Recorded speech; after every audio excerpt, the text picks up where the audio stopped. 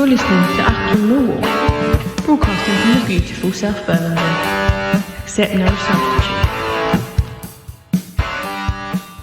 Hello dear listeners, welcome to Achtung Millwall in the aftermath of last night's 2-1 loss at home to Blackburn Rovers. Joining me this morning to chew over the cud of some fairly mixed reviews online, but is the man himself. It's Mr. Harry Warren. How you doing, H? Yeah, good morning, everyone. Good morning to you, Nick. Yeah, now before we begin, Harry, this season, as listeners will know regularly, we are working with punditgames.co.uk, the number one football quiz board games. Great Christmas present, listeners, if you're looking for something to entertain you on the long Christmas afternoons. And we give before each show begins, we give a little teaser question to give you a taster of the kinds of questions to expect. There's different genres of football: Premier League, Champions League, the various decades, 2010s, 2000s, 90s. World Cup. This one is a World Cup question, Harry, and this will predate you by a long way. It's more my era, actually. So anyway, we're going to run it. We're going to do the answer at the end of Harry's section this morning, listeners. So stay tuned for that. So this is an AC Milan icon who is best remembered for scoring the winner in the Italian famous, or they call it infamous, I would say famous, 4-3 extra time win over West Germany in the 1970 World Cup, Mexico, in the semi-final. This player was dubbed Italy's golden boy. He played over 500 times for AC Milan, the Rossoneri, and he played in 4 World Cups during the 60s and 70s. He was also famously, apparently, I didn't know this, elected to the European Parliament as an Italian member in 2005. So we have a player who played for AC Milan between 1960 and 1979. He 501 appearances, listeners, 122 goals. Previously played for a smaller club in Italy called Alessandria. I don't know them. But he also played for the Italian national team between 1962 and 1974. 60 appearances, scoring 14 goals. We'll do the answer to that question at the end, unless you know it, Harry. Do you know the answer? I think I've got an educated guess, but I might be wrong, so I'm not going to embarrass myself. All right, we'll do the answer. We'll do the answer to that question after we've spoken to Harry. H, good to talk to you, mate. 2-1 loss last night versus Blackburn Rovers. A lot of mixed reviews, I think, would be the best way to put it. Let's run through the starting line. It was a change in tactics by Adam Barrett, I think, was trying to make his impact. We had James Berylson in the house last night, listeners, pictured in the director's box, but we had Bart in goal, back 4 this time, Harry. Joe Bryan, Jake Cooper, Wes Harding, Brooke Norton, Cuffy. Then a midfield of Ryan Longman, Billy Mitchell starting, unusually, last night, Casper De Noor. Then the attacking 3 of Zian Fleming, Ida Marku and Tom Bradshaw. I had it as a 4-2-3-1, Nick. You're probably right. I mean, these are notes I took in the moment at the den, so I was, stand to be corrected on that. But it was a change of the back 4 and a change of approach to some extent, Harry. Obviously, the opening goal had more than a touch of fortune about it. Really, the goalkeeper let it slip through him, George Long style, really, didn't he? In that opening, that was about a minute or 2 minutes into the game, a close range header from a corner by Wes Harding. And I thought we were a touch fortunate to get ahead, but get ahead we did. And I thought we were trying to play in a different style. How did you pick up the approach last night, mate? Because I still think the ghost of Gary Rowett is haunting the corridors of the den for me a little bit. Yeah, I think it would be. I mean, let's be honest, it's only, last Thursday he got his marching orders. Yeah. So they probably travelled up to Preston on Friday, and then they've had Sunday off. They've had a training session on Monday, and then they've played Tuesday. Yeah. It's not long to implement anything really. But I feel like there were good passages in that opening stages. And I thought the personnel changes are things that I think the fan base has been wanting. But it was refreshing to see us kind of, I don't know, it just felt like we played with a little bit more pace and urgency. Maybe not to begin with, but definitely in the second half. And I felt like maybe all the things that we said are true in the sense that yeah, okay, we're going to have to struggle for a little bit and find a new identity under a new manager. But I don't think it's a bad side. And these people that are calling, I think there's a lot of people saying, "Oh, you know, we're guaranteed to go down," and all this kind of doom and gloom nonsense. It's absolute bollocks. Like, there's no way we're going to get relegated. There's no way. You know, there's three worse teams than us in this division, definitely. So we'll be fine. Whether we get promoted or not, it's another thing. But I thought, yeah, I just thought we looked a bit more Millwall-like in the sense that I just felt like we tried to go forward, and getting the early goal was good, and it seemed like it was going to be a fun night, shall we say? Yeah, started off well. I think a touch of fortune because the goalkeeper did let it get through him, and one day you get that, most days you don't get it. I take your point. I think the problems, and in the aftermath of a loss, listeners, you're going to have to focus on the problems really, which won't have changed much from the row era. As you say, Harry, it's only not even a week yet, I don't think, since the man left the building.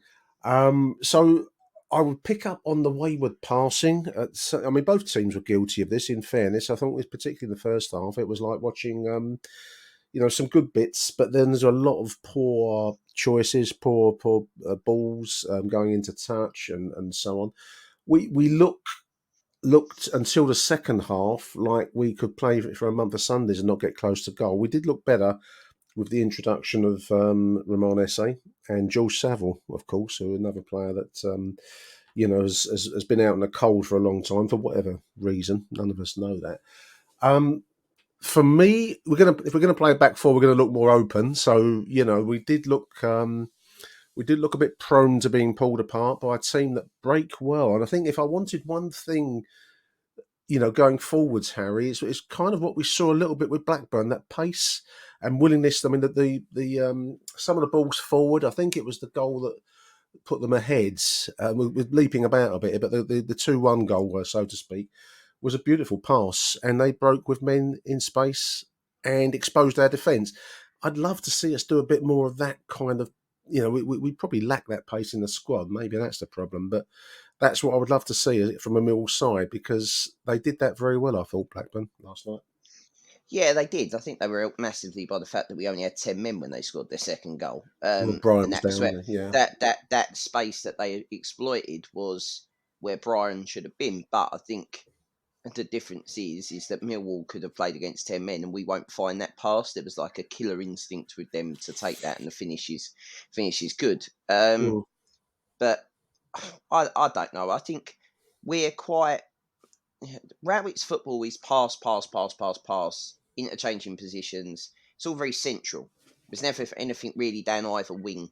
There's no wing play, therefore we don't really have any quick wingers to spread the play and get in behind. And Bradshaw's not blessed with the world's fastest engine on him. He does all his work rate, and I love him to bits, but he's not going to run in behind often. And when he No. does, when we did find him last season, he did score his record ever goal title, but we're not doing that this season. And yeah, I just think we, it's like an identity crisis. We're not quite good enough to play the way we want to play to beat teams.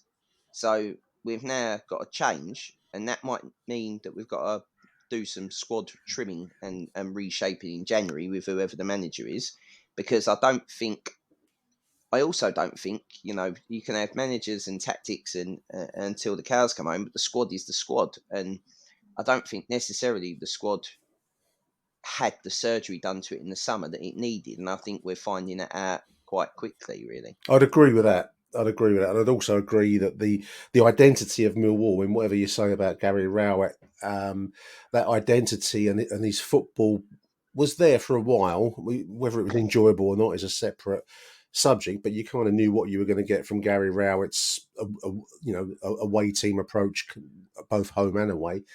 But I think that faded. I don't think we quite know who we are at the moment. I would agree with that. I think we were trying. I don't know why I've written down the chimpanzees tea party. That was an old school thing, listeners, for all you youngsters. And I went to this when I was a kid, where the chimpanzees at London Bridge would be given teapots to try and organise a tea party. And the humour was in the fact they were trying to mimic humans, and obviously there was slapstick humour to be had. And I got a sense of the chimpanzees' tea party maybe at times. We were trying to play a beautiful style of passing, which we did on occasion at Preston, and we to some degree did on less occasions last night for me, Harry. But it's like we're trying to pretend to be one of those sides when we haven't really got the elegance to do that properly. And I think we're probably caught in what you've just rightly said is a summertime that went past us, because if you're going to play that style, you need different players, especially at the back. I don't think we've got the players to pass accurately. I think that's probably what I picked up on in the first half, particularly loose passing a lot. Yeah, I mean, I think you're now definitely. I don't think on the list of things to happen at the start of this season by October, you had losing the new number one goalkeeper and going back to Bart. No. And you didn't have losing Hutchinson and, having Wes Harding sort of thrown in. And we've not got ball playing centre back. So if you're playing five, you need one of them to come out, sort of a la Man City, John Stones type style. We haven't got that. But, these are all negatives. I think the only. And again, I thought last night Ryan Longman was awful. Yeah, he showed nothing last night, did he?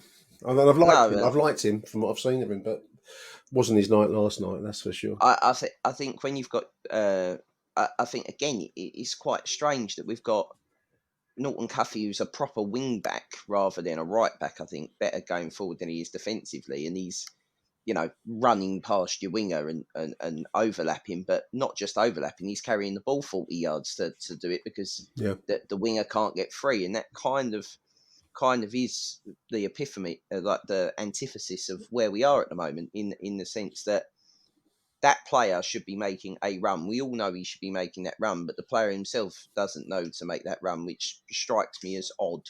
Also strikes me as sort of a bit jumbled thinking, and then also maybe pressure. I don't know. Maybe they think they're a little bit under pressure. The owners over, the manager's gone.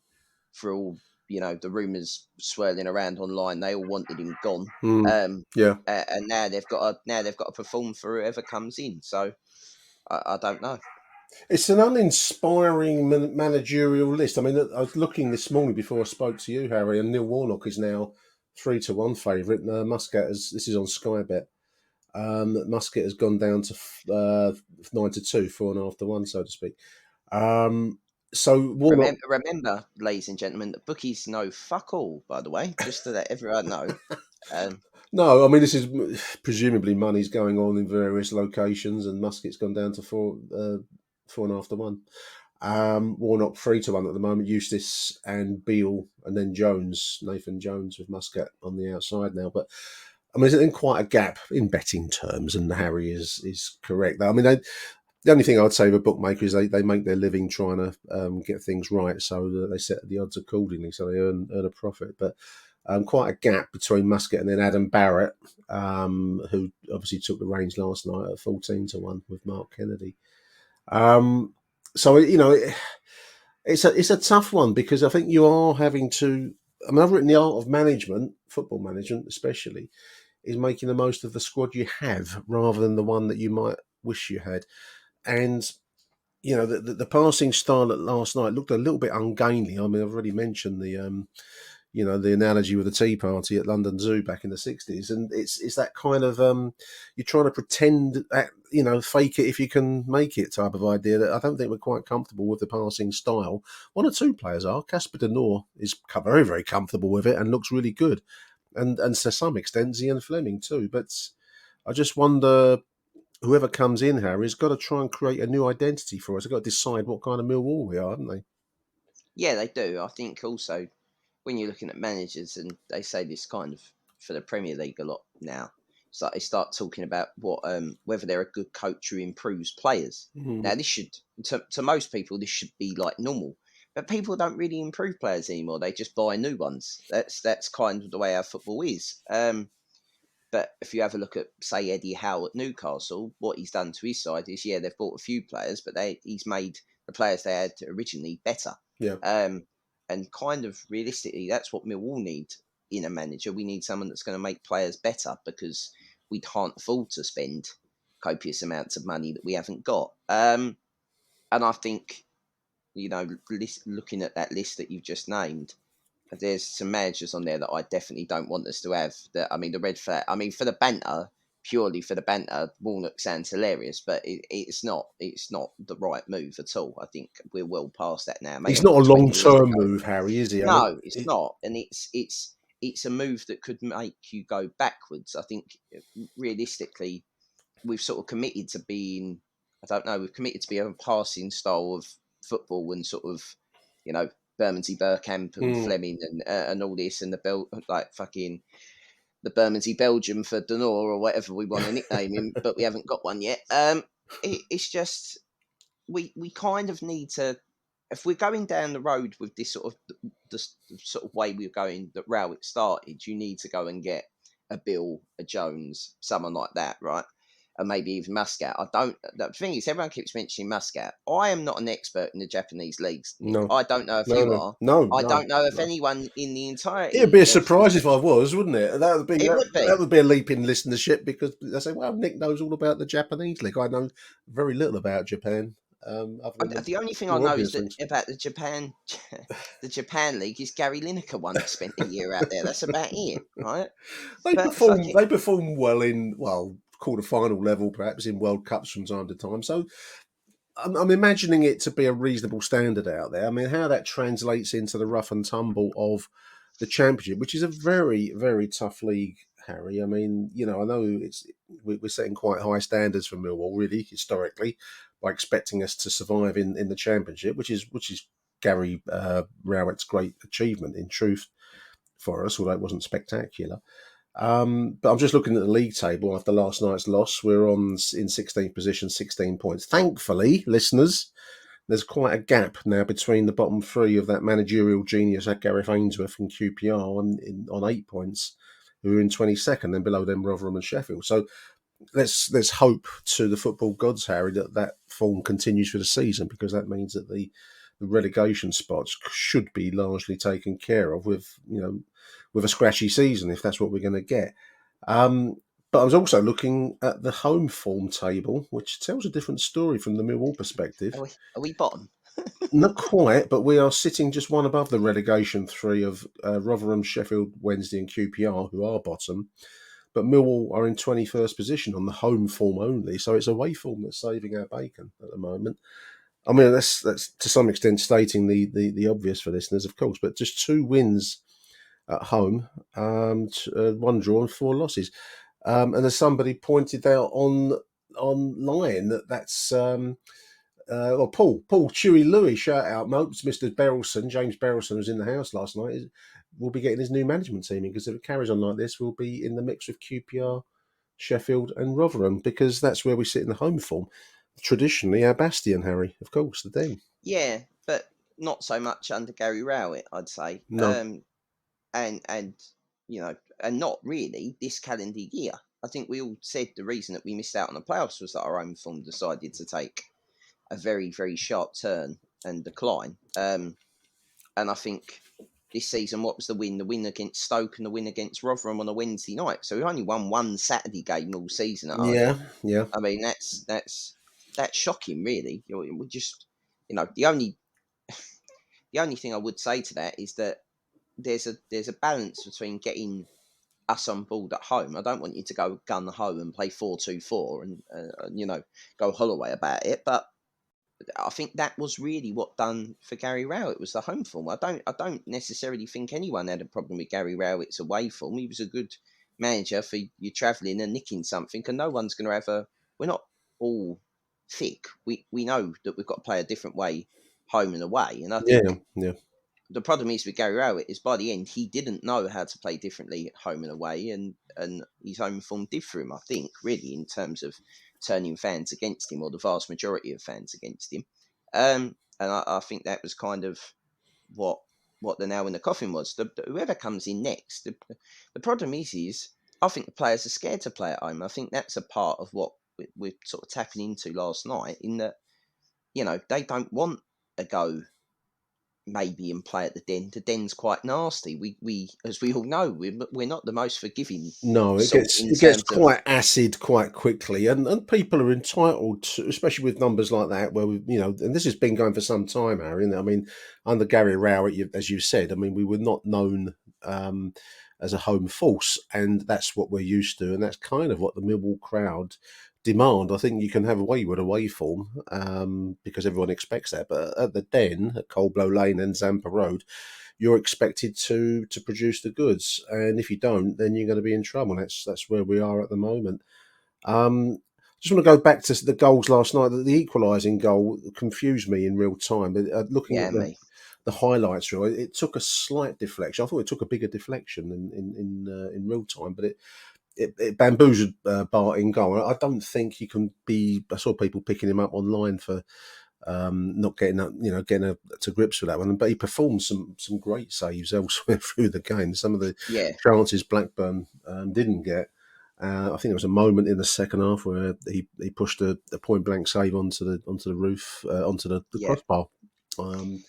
So he made one save with his legs as well at one point in the second half as yeah, well, and that would have been game over. I think he made 2 or 3 great Bart-esque, Bart at his best type saves last night, which doesn't make up for the one that he fucked up in the first half. But I think a lot of people in real time there was like an audible gasp because from where I was sitting, it looked like he'd saved it and pushed it back out to yeah.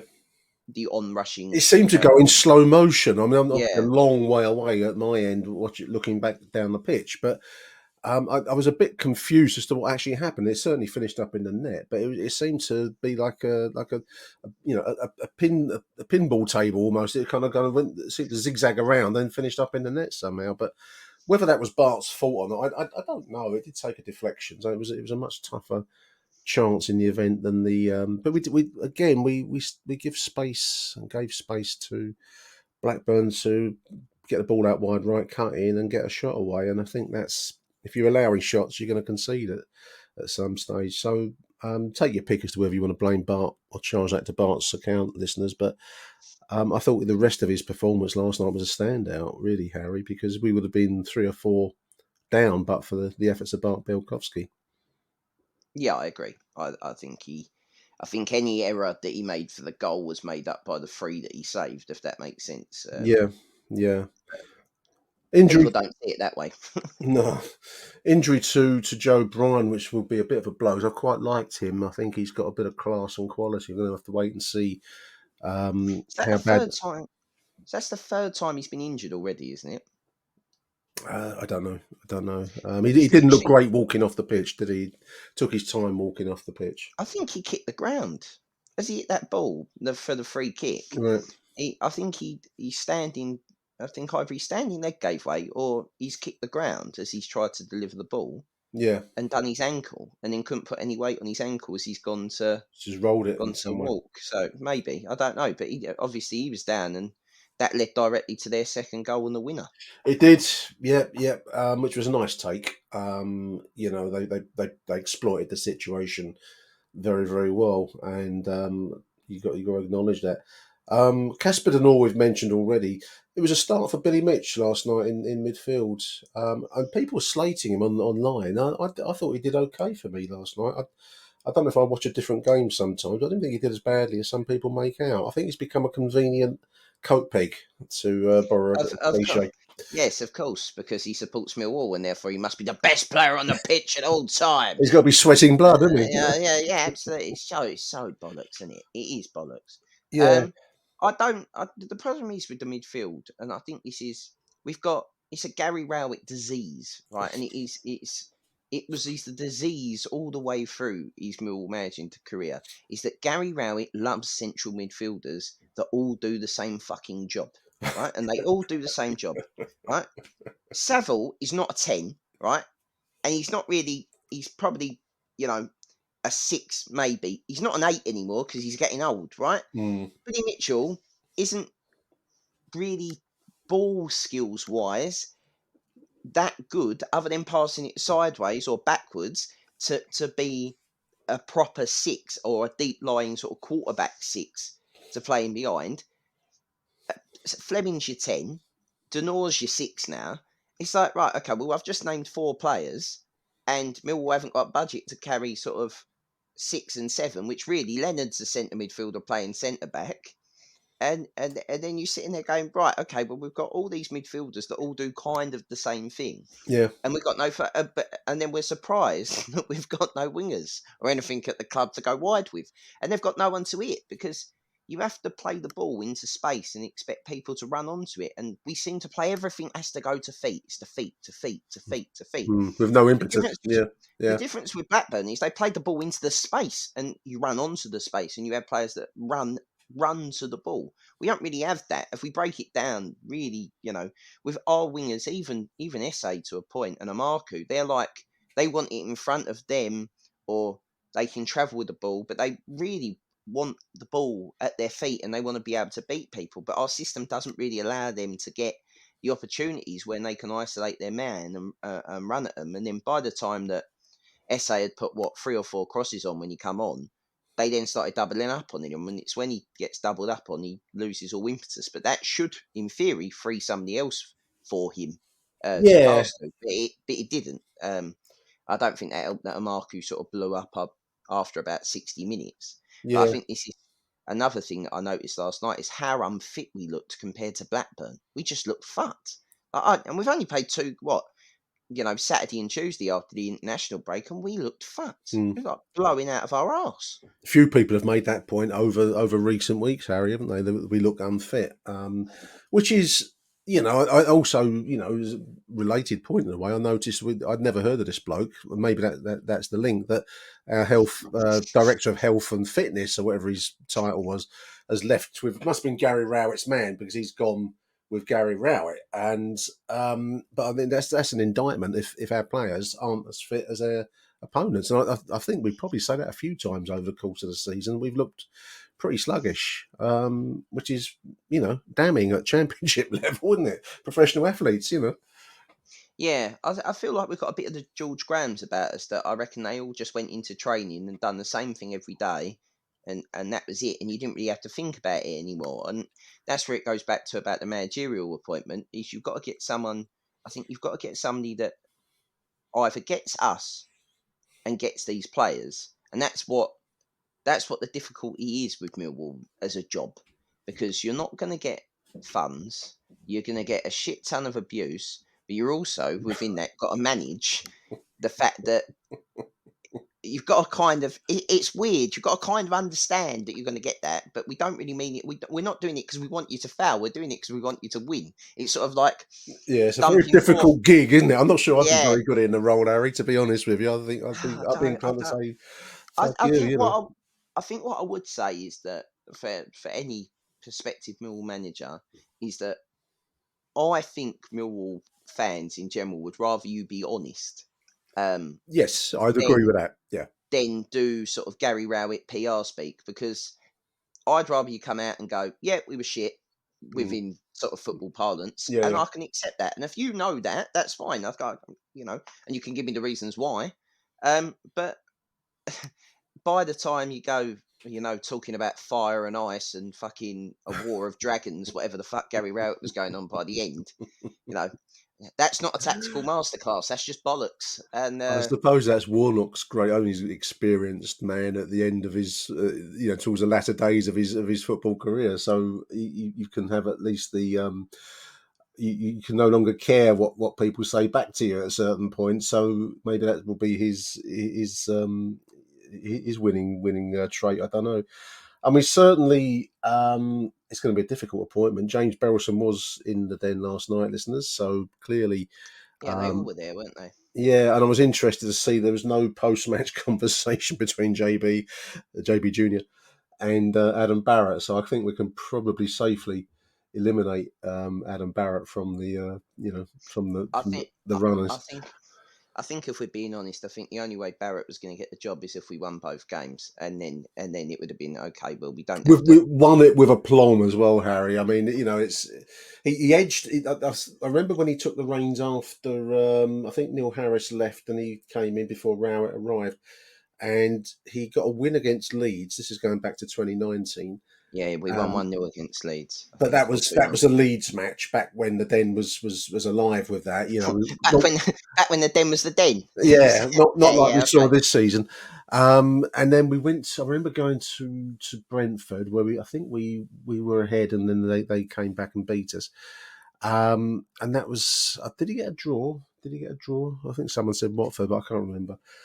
But he's been indifferent, and I'm sure he's a nice bloke. But we've got to get away from this nice bloke kind of mentality. We've got to get someone in that's going to change it. So I think that we've, as others have said, we are an attractive club in the sense of our level. This is Championship football, so it's a real platform if you can get something going. We need someone that's going to be able to work with the squad as it is and make changes. In January probably. I do think we need some pace coming. Whether that's the players we've got, the youngsters we've got, don't know, or whether we need to ship some out. I think probably that if it can be done. But we do need some pace coming in from somewhere. We need a bit of presence up front, Harry. I mean, both Bradshaw and Imaku need someone else. Right, we need a Steve Morrison up front, don't we, or someone like Yeah, it? I don't know. we are lacking. We are distinctly lacking a target man, aren't we? And Yeah, I think it's not even a target man to just fucking lump the ball up to. I mean, we are just missing a bit of some just someone that presence. can hold, just someone who can hold it. Yeah, It never seems to stick. no, it doesn't. No, it doesn't. But the problem is they cost money, and I think there's a lot of other problems before we get to. We can't put the ball in the back of the net. A couple of seasons ago, we'd say, "Oh, all we're missing is someone that can put the ball in the back of the net." Well, they signed Nisbet and then forgot that we need to give him any kind of service, Yeah, and we yeah, can't get the ball into the opposition half long enough to actually sort of stamp any kind of authority to put crosses in or anything like that. And we're so predictable in how we play. I think that's also what's happened is that we've probably played the same way for 4 seasons, and everyone sort of worked us out now. So it is time to have a bit of a change and go a different direction. But whether that's with Warnock, whether that's with Bill, whether that's with Muscat, whether that's with whoever comes in, I think the important thing for whoever comes in is they've got to hit the ground running. Because if they don't hit the ground running, everyone's going to be going, "We should never have sacked Rowett straight away." That's that because there's a large contingent of, I want to hear you of say that at some point. it's not going to happen, mate. It's not going to happen. I'll see us in League One, and I still won't be saying that. But I just want somebody to give me my Millwall back, and I know that's a kind of like a easily A fuckable cliche, line, yeah. but I just want somebody that gives me a team that works its bollocks off, and I'll accept you try. What you're saying about wayward passing. I'll accept you wayward passing if you run 30 yards to try and get it back, but we don't have anyone that really does that anymore. And I know football's moved on, and you get picked apart, and you can pass stuff. I just feel like maybe we, and again, going back to what you said, we do lack leaders. The team just looks fucking We like do, yeah. every sort of bit of steel has been slowly either they've moved on or they're too old or they've retired or Well, we've they're been injured ousted or out. I mean, it's yeah, interesting watching George Savile come. And I take your point. He's now a senior player now, and at some point your legs start to not take you as far or as fast as they used to. But he does bring a certain on-field presence, and I think that's what we've missed across the board, Harry. And it was good to see him back last night, however grudgingly by Adam Barrett. I don't know what he's done to cross. Maybe he spoke the yeah. truth to power. I don't know. I can see that. If you're going to say about anyone's character, if Yeah, you can see anyone's character that is going to be the one to speak out against power, it would be George Savile in that squad, I wouldn't would it? It'd think be so. Yeah, I would yeah. think so. I think let's there's no bones about it. I think Sav hasn't played this season, really, No, and whether things were said in the heat of the moment at the end of last season, we can only speculate. But I think that George Savile makes Millwall better. Realistically, my two, if we're going to pick two, yeah, are Savile and Denor. I would say the same. I think most people would say the same, Harry. I mean, I mean, to be honest though, if Ryan Leonard's fit, I pick Ryan Leonard over Sav as a centre midfielder, just because of his mobility. I think Leonard for 8 games. probably give Savvy a rest for 8 games that he might need these days, and then Leonard will get injured, so it'll be all right. But I don't know. I think that's also a little bit of the comedy aspect of it, is that the players that we moved on. You look at the left hand side, like we lost Malone and Bennett last season. I'm not saying Malone and Bennett are like Yeah. the world's greatest miss for us, but it's two bodies that always 9 times out, maybe not as much as 9 times out of 10, maybe 6 out of 10 would come on and do a job. I just don't really feel like what we replaced people with were any better than what we did. I don't No, really I'd agree. I'd agree, mate. I'd agree. Campbell's another one that I don't understand the money, sort of, obviously the money and being spent on 2 loan players. I don't get. I think that's just to boast the amount of troops that we have available. But even the bench last night, I looked at the bench. There was another youngster, weren't there, on the bench last night, Yeah. who scores every week basically for the under 21s or whatever. And then I think there was another one on there. And realistically, maybe that is the way for whatever manager to come in to go till January. Is okay. Well, I know who's in my plans. I know who isn't in my plans. And if there's senior players that aren't in your plans, I don't see the point in playing them and getting them injured so we can't flog them if we can, Yeah, or yeah, whatever. yeah. And we'll. Play I'm with not some of saying the youngsters. I'm not saying do it all the time, but there's Yeah, fit games some where in. Yeah. On to Watford on Saturday. They've not been terribly brilliant themselves this season. They've got the same track record as us. They won last night, 1-0 at Swansea. So they're on 4 wins, 4 draws, 5 losses, same as Millwall, 16 points. We'll see what we get Saturday. I don't even know what to expect, and that. I mean, part of me, the Gary Rowett might have nicked a win there because that was the way that Gary yes, Rowett, whether Adam Barrett has got Rowett's abilities on that front, I don't know. We're going to find out. I do hope that this management situation is dealt with sooner rather than later, because I'm sad to say it to Adam Barrett, but I don't see him as the option. So we need to get it sorted fast. no, I don't want us to rush. I'm with you as well, but I'd rather to fuck 3 games rather than fuck the rest of the season is very important, and it's a costly mistake if you get it wrong. I mean, how many people can they interview a day? And I think it's telling that James Berylson's over. Yeah, I think that's quite important, and I think that strikes as something's maybe a going to little. happen. Yeah, Well, I think it just proves that he is taking an interest, because it's quite easy for him to leave it to, as they do with the day-to-day running, leave it to Steve Kavanagh, and it's Kavanagh's shout who he wants to work with day in, day out. But I think it's important probably to James Berylson and his family that they obviously don't want to see what their dad built destroyed. no, And no.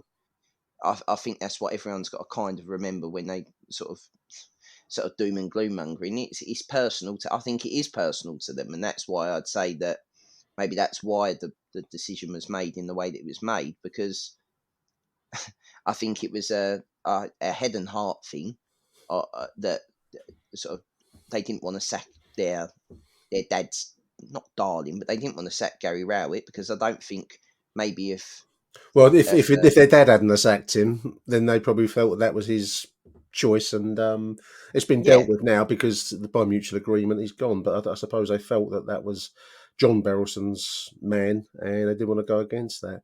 which I Um, can kind of understand when people talk about the timing and so on and so forth. I think it was both sides kind of knew it had been over, but no one wanted to be seen as the bad person. Gary yeah, didn't want to resign, and they didn't want to sack him. And that's why we've been caught on the hop, shall we say, as sort of sitting here now 5 days, 6 days on, and going, not really sure what's going on. And I don't think anyone has any kind of idea of who I know the no, bookies have said what they've said, but I don't think Millwall were planning it, and therefore they haven't really made, not that I know of, and not that you know of, obviously, made any kind of approach to anyone, and they certainly aren't going for anyone in a job. That can be almost guaranteed with Millwall, that Millwall will never take someone from another job. Millwall will not pay compensation money to take someone else. So I was just going to come on to the pundit question shortly, listeners, but I've got another question for you here, Harry. Separate question to the pundit one. It's who was the Vita Risk Solutions Isthmian League Premier Division Manager of the Month this month? Who do you think that was? Steve Morrison. At Hornchurch, that's right. And I've got just looking at the Instagram feed for Hornchurch official, and there he is on the running track at Hornchurch Stadium receiving his Manager of the Month award. Congratulations, Steve, it says, and I think I'll congratulate him too. And I just throwed it in there for mischievousness, dear listeners. Fucking hell. Anyway, I know it's only down the road, but there's no need to take the piss, is there? I mean, if I ever want to see a man more miserable than me, I'll just go and watch Hornchurch for a night. Okay, it's only around the corner, mate. Incidentally, nice Thai restaurant in Hornchurch, listeners. We went to the Giggling Squid. We went there the other night. Anyway, that's totally nothing to do with the show. Nice. I'm going to close Harry's bit now. The pundit question. An AC Milan icon, Harry, best remembered for scoring the winner in the Italian win over West Germany, as they were then, 4-3 in the 1970 World Cup semi-final. The Italian golden boy here amassed over 500 games for the Rossoneri AC Milan and played in 4 World Cups during the 60s and 70s. He was also elected into the European Parliament. The name of that player, do you know, H? No, I think he's the guy that done the celebration that's quite famous. He just ran off screaming. Is that the guy? No, that's oh God, what was his name? Yeah, I know that was not Tardelli. What was his name? The famous image, and I can't think of the goal scorer now, but that was when they won it in 1982. That one. Okay. Gianni. The name of the player in question, who is a very famous Italian from the 70s, is Gianni Rivera, and I'm going to have to look up the 1982 World Cup now because Harry's put that in my mind, and I can't let these FIFA World Cup. There we are. These moments pass me by. Listening, hang on. Paolo Rossi. That's the famous image. Big thank you to Harry Warren. Have a good day, mate. Well done with the swimming. How's the swimming going for the listeners?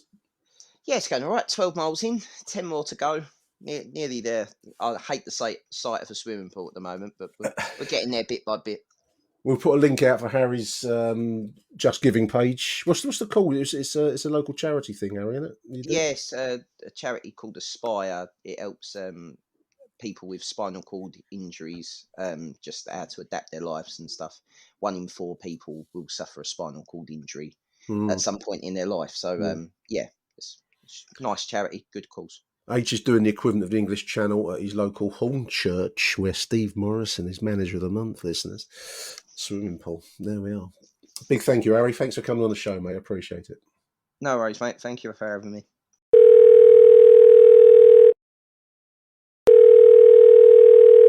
Hello? Huge thank you to Harry for joining me on the show earlier on today. Next, though, listeners, my favourite part of the show, it's the voicemails.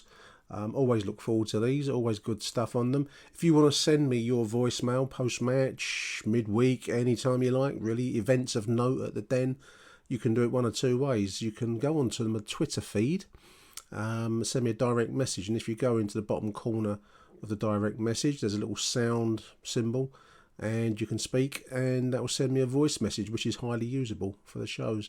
I always appreciate any messages that people send me. I believe there's a time limit of 2 minutes 20 on those messages, but you can send another one if you get cut out halfway through. So Twitter, direct message, select the voicemail option. Very, very welcome. Alternatively, if you've got my mobile number, and I am quite liberal in giving it out to people, but I just don't want to stick it online, you can always send me a voice note via WhatsApp. It's dead simple. Just record it on your voice option on your phone, and then WhatsApp it over to me post-match, midweek, after events of note. Always welcome. Anyway, first up on tonight's voicemail parade, it's the ever inimitable, I always look forward to his messages, it's Mr. Bill Slack.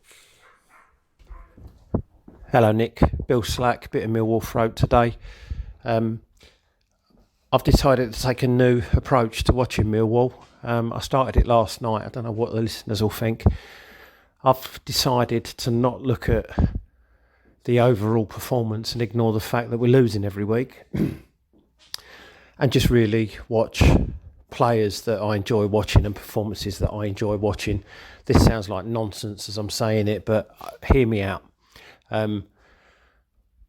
I watched Norton Cuffy last night and absolutely loved watching him play football. It was a privilege to watch. Denore. It's got to be Denore, isn't it?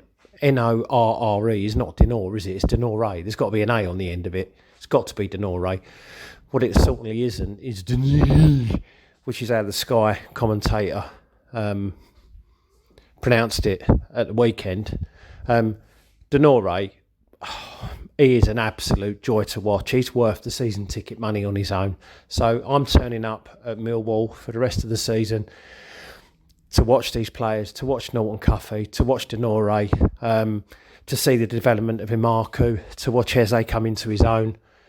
And if the results don't go our way, the results don't go our way. But, you know, there are some players there of a quality we don't normally have at Millwall. So that's what I'm doing. I think we were unlucky last night. You can't odds your left back going down with a groin injury like he's been shot, and then running down the right wing and scoring. You can't odds it. There ain't enough goals in the side, but there's some real quality in there that I'm going to enjoy watching for the rest of the season. That's me. Over and out, Nick. Thanks, mate. See you soon. Big thank you, Bill. That is a novel approach. I suppose it fits in with the modern world of, kids focusing on players, which apparently is what the kids do now, listeners. Not that I would presume to understand what Generation Z do with their world, but apparently now you follow a player rather than a team.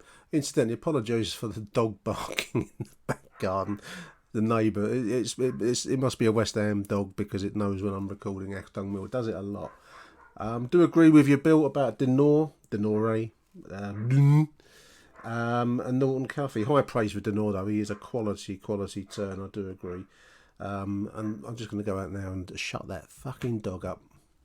Anyway, next up, let's have a listen to Lawrence Binney. Hi, Nick. Lawrence here. Just back from the game. That was a strange one, wasn't it? I thought, quick out the traps, get a fairly fortunate goal. Couldn't really see it that well from a cold blow lane end, but it looked like the keeper fumbled it in. And then it became very quickly apparent that we'd sort of just disregarded defending. Maybe some sort of kind of dirty protest in footballing terms against 4 years of stodgy but organised conservative football. It looked like Norton Cuffy and Brian were basically playing as wingers, which left us two at the back for large parts of the game, and we were duly picked off by a side that are fairly slick. I think their team has been together for a while, and kind of showed us how to be ruthless in front of goal. It's interesting because I'm looking at some of the patterns of play, especially from some of our more talented players like Denore and Fleming, and Norton Cuffy, who was excellent again tonight.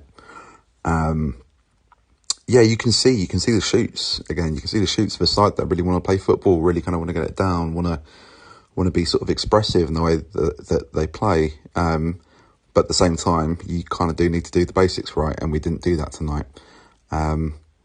Slightly worried that we've got a fairly big squad, or at least we seem to be very well stocked in certain areas, and yet don't really seem to know what our best pairings are. That's something that the new manager will have to sort out fairly sharpish. Also, I think we are in desperate need of another striker. Imaki's very raw. Bradshaw and Nisbet seem to do the exact same job. So, yeah, someone bigger to come in down the middle. And I think we might do all right in the end. All right, cheers, Nick. Bye. Thank you, Lawrence. I'm loving the idea of it being a dirty protest against stodgy row at Ball for 4 years. That would be wonderful if that were true. I'm going to hold that image, and I might even mention it again and again and again in future shows. I love it so much. Yeah, it was a strange game last night. I think probably the image that really it comes across to me at the moment is that we have a strange mix of continental talent, and by that, of course, we're talking about Zian and we're talking about Casper Denore, and players of that ilk. I know that Norton Cuffy is not continental, but he could play in that kind of side.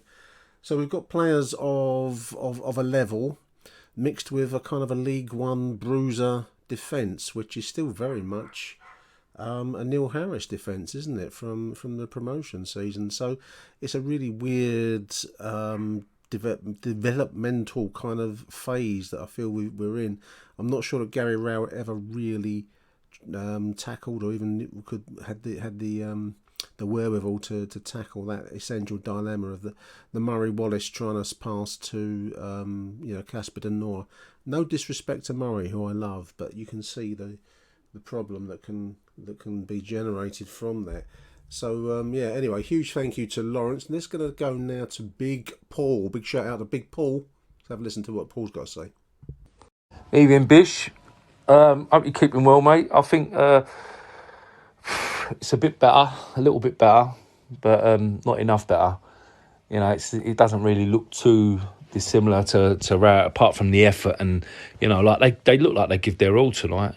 But just not enough. Not enough quality, and I think it is time to have a new manager, fresh. You know what I mean? It's all right, but I think, please don't. And no disrespect to Barrett, right? But it's like, it's like leaving a bird but keeping the family on. Do you know what I mean? So, I think, without sounding ruthless, needs to go. We need a new team in, a new management team in, just to sort things out. Get things going and get the crowd going again. It's just flat all round. I think having that change needs to happen. Needs to be. Listen, we've got a good squad there. Let's go. Some good players. Probably one of the best squads we've ever had, I think.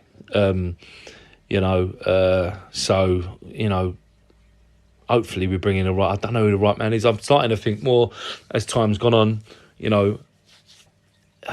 Muscat. I just don't know. The others don't have. They don't suit us, or they've not really got a lot of experience.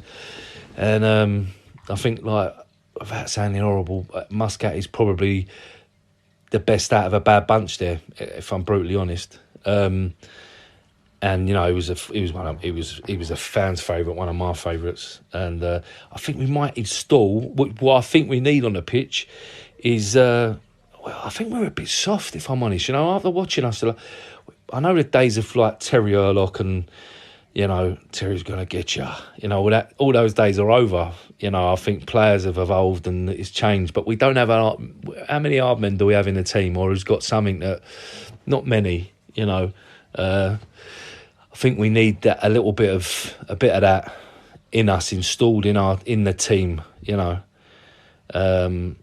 A character is what I'm saying is, and I think he would offer us that, Muscat. As well as toughening them up, getting stuck in and getting the crowd going. I think it's what we need. I think that would be good for us. Without sounding like I'll get my hopes high, I just think it could work. But what do I know?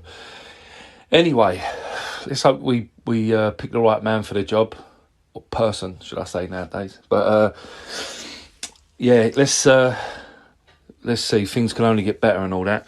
Anyway, come on, you lion. Speak to you later.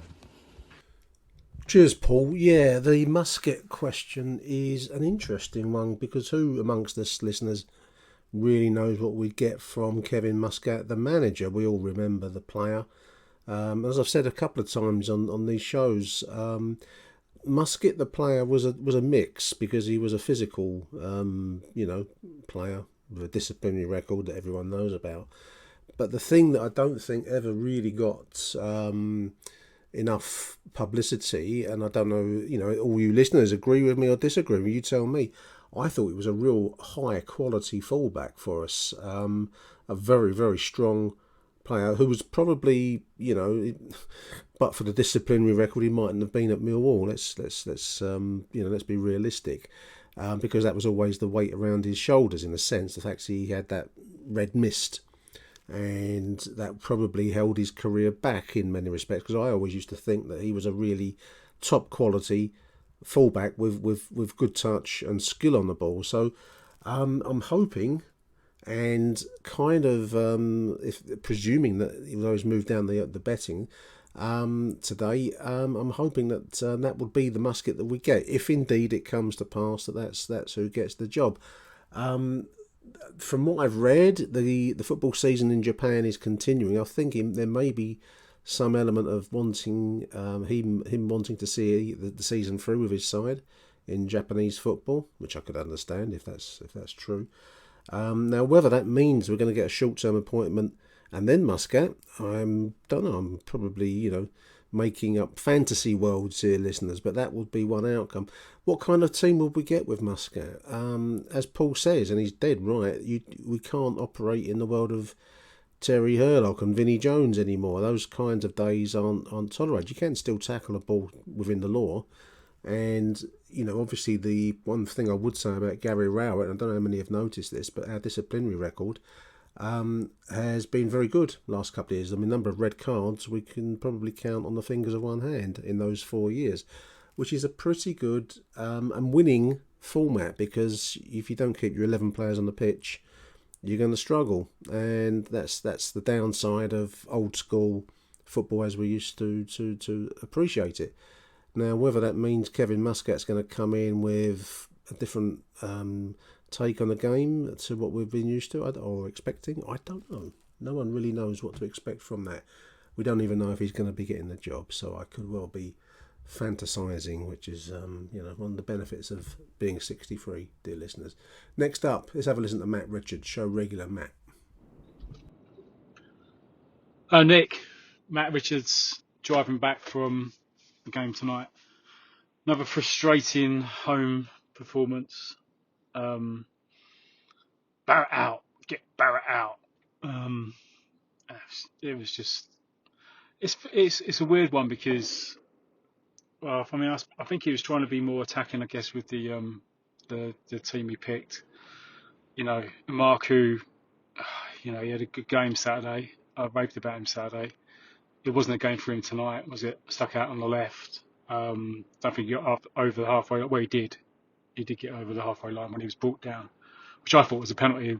Sitting in block 4, I thought it was a penalty, but referee again was shit. But yeah, sorry. Going back to the formation, I thought played an attacking formation. I guess because it's 4 at the back, Longman on the right, but we just didn't get the ball to them. We're just slow and ponderous in our passing. The passing is wayward, and we're just not running into space. And the difference between the two sides in the first half was just stark, really. They pass the ball, they move, they're in the space, they're faster than us, they're one touch, zipping it around. And it's Blackburn, and we're not talking about Leeds or Southampton or some top team. It's Blackburn, and they outplayed us, especially in that first half. And we're lucky to go in 1-1 really, and a bit of a soft goal for us, and their goal was again simple, one-touch football. Bloke gets in the box and he scores, and it's 1-1. And I say I think we were lucky to be 1-1 at half time. And second half though, fair play, changed it. Brought SA on, put Savile on. Rightly took Billy off. Billy just slows down the play. He's great for breaking up play. He's got the energy, but it just slows down our play if we're trying to pass the ball around. But anyway, we got better in the second half. But their second goal was a great goal. But Brian was injured. The referee should have stopped the game. And then they go straight down our left-hand side, and it was a great hit by the fella. And I said to the bloke next to me, we have not got one player in our team who could do what that player did when he scored that goal, to kind of sprint down the right-hand side, cut in and curl it in. There's not one player in it. So I think some of it is the quality of team we've got. It's even though we spent money, it's not that great. And you look at the players we've got today, Marku and SA, and they're raw, and they're going to make mistakes. SA, the chance he had right at the end, he just side-footed it, and it's frustrating. But we you need to have patience with these players. But this is why we shouldn't be just relying on those players. Those players should be coming on with 20 minutes to play, and there's less pressure on chasing the game, and then that's the best place for them. But injuries, I suppose, and it's meant we've got the team we have. But yeah, I thought second half, as I say, we for 20 minutes we were putting them under a lot of pressure. We had balls going in the box. Though the times that go in the box, we just put the balls into spaces, into areas without looking for the man. And it's so frustrating. There were chances. Obviously, Cooper had a header, which Marco just missed, and Bradshaw header, and Norton Cuffy had a shot. Bradshaw had a ball came into the box and he he could have taken a touch, but he tries to hit it first time. It's just, I suppose, one of those goes in, and it's a different game. I wouldn't say there's no lack of effort. I thought players were playing for Barrett tonight, but it's that lack of quality in the final third that's really kind of made the difference, really. That was Barrett's one of his auditions, I guess, for the role. I think Belson's obviously over for interviews. If he's blocked out his diary with interviews, I think he might be able to kind of cancel the one with Barrett and go off and get a sandwich or something, because I don't think Barrett's going to be getting the job. We need a bit of a clear out. We need to get someone else in. I just hope that we don't get sucked into some sort of relegation battle in the meantime, really, because it's not good at home, and it doesn't look like it's going to get any better. I thought Denoro played well today. Just to finish on a positive note, I thought Denoro played really well, and Norton Cuffy was like he was mustard in the second half, wasn't he? So that's it, really. Frustrating day, frustrating night. Watford away next, so maybe we can pick up a point there, but not good and frustrating. Cheers, Nick. No, come on, you Lions from Matt. He always finishes off his pieces with "Come on, you Lions." Matt, is it that bad for you, mate? Blackburn's pace and quality passing, or a lack of quality. This is going to be a thing for a while, unless or until the new manager, whoever that is, and I do agree that it's probably not going to be and shouldn't be Adam Barrett, for the reason of starting afresh, the pressing reset, or whatever cliche term you want to use. But we do look a little bit second best. I mean, last night, as we did against Blackburn just a few months ago, they break with pace and power, and the shot was well taken. You can't take that away from the boy that scored the winning goal for them. We don't do that, and that's a problem. And as we've mentioned a few times now, we look a little bit second best fitness-wise, perhaps, certainly pace-wise, and that's got to be addressed. Now, whether that can be done quickly, whether there are players within the rising stars that can address that, I don't know. But we do need to find some pace and some quality, sharpish. Anyway, let's move along with the voicemails. Big thank you to everyone for sending me the voicemails. Have a listen now to John Rankin. Next up is John. Hi, morning Nick. John Rankin, just calling in with some thoughts after the yet again another home defeat at the Den last night. We went to the game. Myself and my son drove up. Sorry I didn't give a reaction straight away after the match, because we were waylaid in the club shop after the game trying to sort out a replacement first team shirt for my boy, but thought I'd just ring in. Hope I'm in time for the cut of the podcast. Well, I don't know really what to make of it. I mean, I was quite surprised at the setup. We had two wing-backs playing in a back four, which obviously he knows what he's doing. He's a defensive coach, but I think that kind of stretched us a little bit, but it looked reasonably fluid. I mean, I was quite impressed with the style of football. I thought it was better than the very, very sort of stodgy five at the back with two CDMs that Gary Rowett seemed to be absolutely stuck to. My thoughts are really that we were good in some areas. I think Casper Denore played well. I think Brooke Norton Cuffy had a good game. Little bit sort of, I'm a little bit jury's out for me on his defensive capabilities, but certainly coming forward, very good. Wes Harding had a good game, scored their first goal. So there was some good performances. There were some quiet performances. I mean, Zian was pretty quiet again. Did a few bits and pieces, but didn't really stand out. But I thought the style of play was a bit more fluid, actually. And I was quite impressed with us going forward. And at least, in the second half, certainly, there was plenty for us to get off our seats about, which is an improvement. But lack of that finishing touch in front of goal. I mean, again, my son said to me, we're not going to score, are we? And I said, well, we've knocked on the door so many times, it would have opened by now, so I think it's going to stay shut. And that was about 70th minute.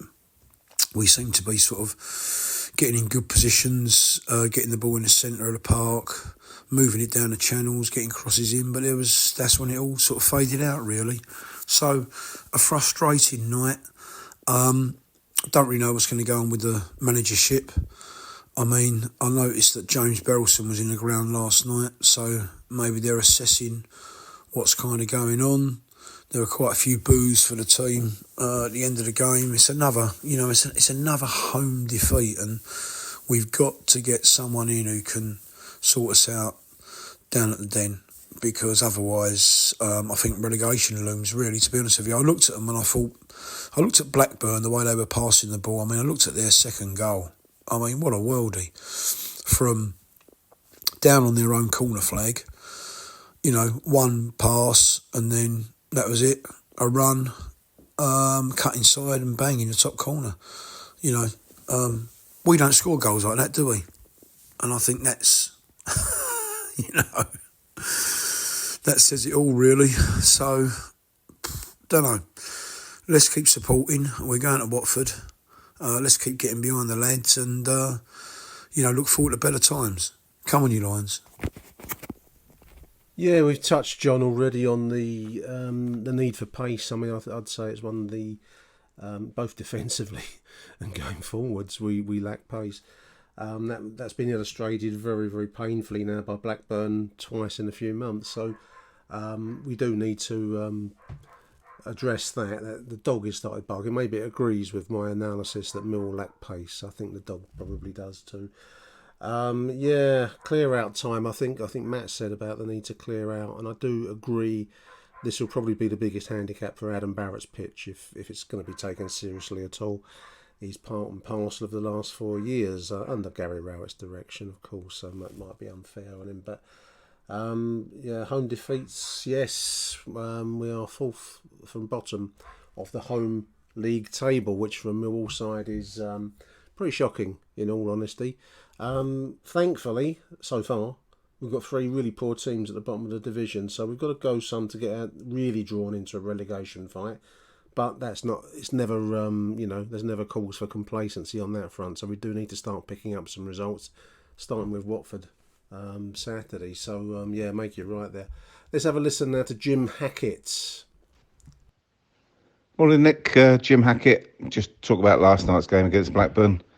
Well, what do you say? It's probably typical of our season anyway, isn't it? We looked okay on Saturday, and then last night, I don't think if you went through the team in the defending third, the middle third, we looked good throughout most of the match. Attacking third, we looked not just clueless, but we looked to have no talent in there. When you look at other teams, Blackburn included, they always seem to have a player who can hold the ball, just keep hold of it and then give it a decent pass or a trick or something that will help them. When we get the ball forward, it's like a trampoline sometimes when it goes into Bradshaw.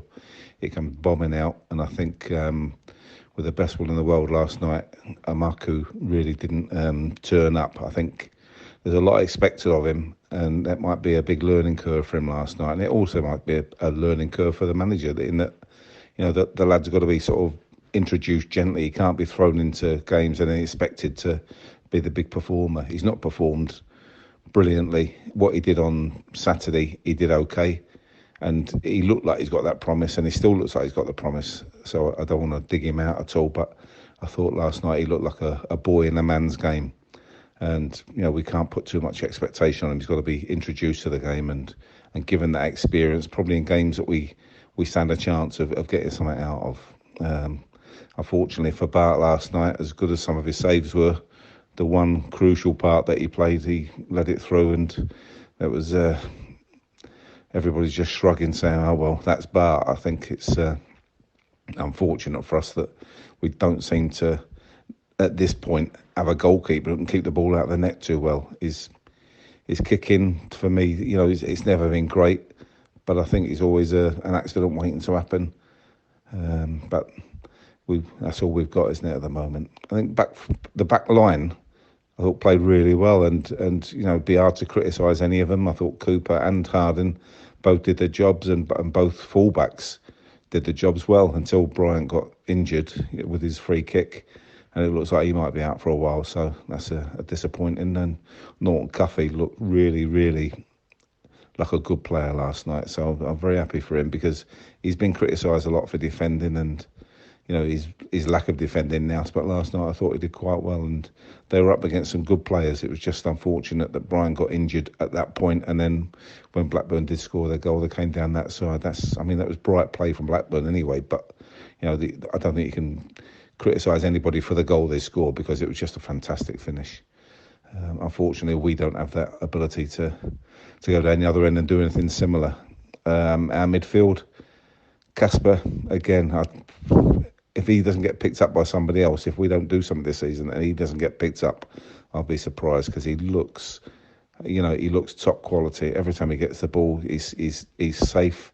He just keeps it moving, but he's also got that little ability to play a telling pass, when it's needed. So I think he's been a real find for us this season. And then alongside him, Billy was a bit anonymous for me last night. And again, you can't blame him. He's not been playing regularly, so he was in there as a defensive player, and I suppose he did his job, but I didn't see much of him. And then when he did get the ball, again, he doesn't do anything that stands out. But I suppose that's what he's there for. I think if he looks at Casper, that's really the Billy Mitchell we want to get. A player who can do what Casper can do, and it's experience that comes through anyway. So I thought he did okay, but for me, I would rather have, and I know it's going to be controversial this, but I would rather have Campbell in there, because I thought the one thing that we did lack last night was a player getting beyond their back four, and every time we got the ball, none of our midfielders wanted to get beyond and help the striker, and I think that's what Campbell does give us. And as much as he's not overly popular with all the fan base who are crying out for Saville to play, where we lacked last night was the player breaking through the lines and getting beyond them, and I think Campbell does that. He might run out of steam, but he makes us look a better team. So I can see why he's been playing, and I was slightly disappointed that he didn't come on last night, or that Saville didn't come on earlier to try and do exactly that, because once we did do that, once we went 2-1 down and he brought Saville and he brought Honeyman on, suddenly we looked a different team. And with the best will in the world, that sort of effort shouldn't take us going behind in a game to get that out of the team. And I find it sort of quite galling all the time that we're always playing catch up, because we've made mistakes to give the game away, and then we start looking like a team with a bit of passion. So it's what it is, isn't it? Thank God there are 3 really poor teams at the moment at the bottom. So, we're sort of getting away with it, and we'll go again Saturday and see how it goes. So I'm sort of glass half full still, but I think it's just a little tweak, and who knows what's going to go on with the next manager. So over and out, and on to Saturday, and come on, you Lions. Sorry, Nick, the one thing I should have added in there was what an absolute jerk the referee was last night.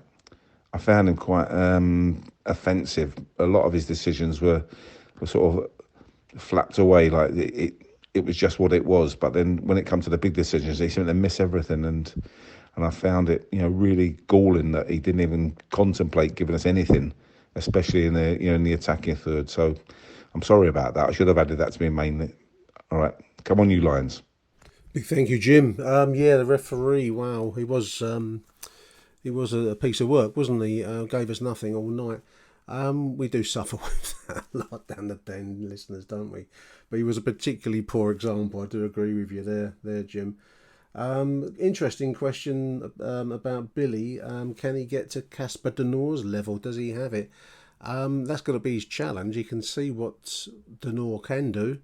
and if he aspires to a higher level, that's what Billy has to try and achieve. Can't answer the questions whether he can or can't do it. Really, only Billy can really answer that. But that certainly sets a high bar for him and the other midfielders in the squad, to be honest. Campbell, yeah, interesting views there, Jim. Obviously, you'll struggle to find people online saying that, but I must admit, we didn't look very, very creative last night, that's for sure. And whether that can or won't include Alan Campbell or not, he's only a lone player after all, so we'd be better off trying to build on our own, homegrown players. But yeah, interesting views. I make you right that it was a frustrating game overall. But there we are, dear listeners. We've got one more voicemail now from Angelo Miliotto, which I'm going to play, and I'm going to close out because I'm going to go and have my tea. So big thank you to everyone who's contributed. As I said before, say again, you can send me messages via X, Twitter, or if you've got my number, WhatsApp me with a voice note. Always welcome. I really enjoyed doing this little bit of the show. So, talk to me, and, the more the merrier. So anyway, it's going to play out today's show with Angelo. Huge thank you to everyone for listening. Until next edition, which will be after the Watford game Saturday, I'm going to say Arrivederci Millwall and bye for now. So let's talk to Angelo. Hi Nick, it's Angelo here. Just not long been home from the game. Thought I'd give my 2 penneth. First of all, obviously disappointing to lose again at home. I've never known a home form like this in 35 years I've been following Millwall. It's just ridiculous, but anyway. First half I thought it was a drab, terrible game. But second half, I have to give the players credit. They got me off my seat quite a lot in the second half, which is more than what's happened in the past few months, since the start of the season. I did think Barrett made a mistake with the lineup though. Billy Mitchell just didn't do it for me. Longman wasn't very good. The 2 that he brought in, they just didn't do it for me. Sadly, Macu had a stinker today. After his positive game up at Preston, nothing went right for the kid today. Second half, when he made the subs, I really liked the team. I would go with that team at Watford with all them midfielders on. I thought Honeyman was bright. Saville got involved.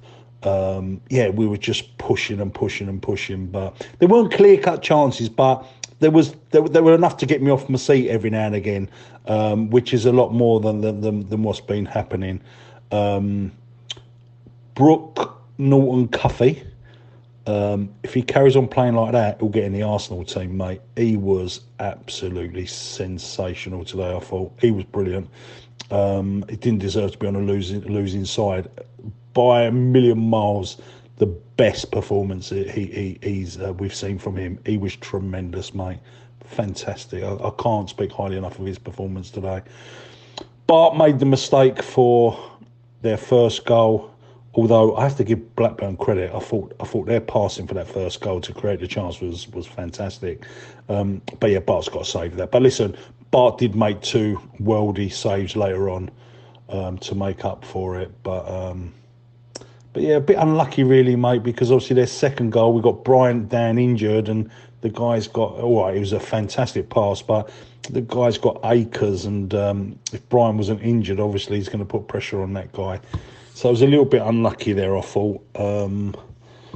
But do you know what? The players, they really, really tried tonight, I thought. I thought they really, really gave it a lot of effort. They looked a lot fitter as well.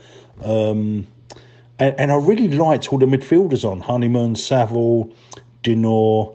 I like that. I'd like to see that team start at Watford. The team that finished the game, I'd like to see start at Watford.